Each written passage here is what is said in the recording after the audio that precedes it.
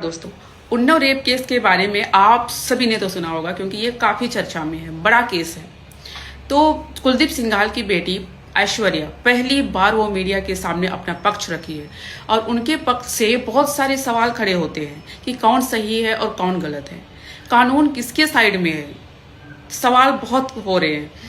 तो पहली बात मैं ये बताना चाहूंगी कि ऐश्वर्या कह रही है कि पीड़िता ने 3 बार अपना स्टेटमेंट बदला और नार्को टेस्ट के लिए भी वो रेडी नहीं है। उसके पास सारे सबूत है, रिकॉर्डिंग है कि उसने क्या कहा है क्या नहीं कहा है।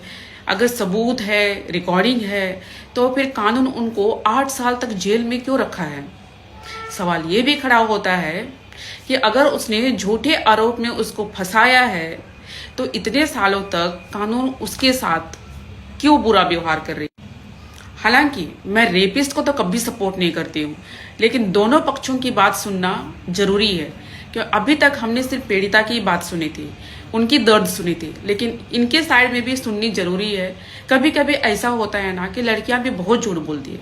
मुझे गाली मत दीजिएगा प्लीज, क्योंकि ये सच है। मैंने भी मेरे फ्रेंड सर्कल में एक लड़की ऐसे ही किसी को रेप केस में फंसाया हुआ है, तो मुझे पता है कि कोई कोई लड़की लोग ऐसे बहुत झूठ बोलती है कुछ पाने के लिए।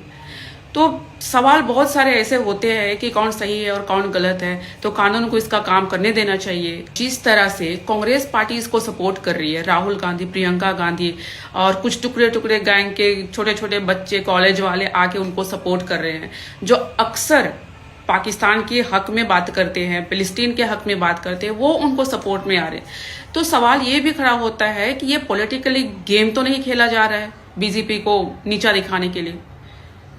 गाली मत दीजिएगा। अगर कुलदीप सिंघाल गलत है तो उसे सजा मिलनी चाहिए, कानून उसे सजा देनी चाहिए। लेकिन अगर कुलदीप सिंघाल गलत नहीं है, उसे फंसाया जा रहा है, तो उसे सजा नहीं मिलनी चाहिए। और आपकी क्या राय है? ऐसे केसेस बहुत ही उलझे हुए होते हैं, बड़े केस होते हैं। कमेंट करके बता दीजिए कि आपकी क्या राय है।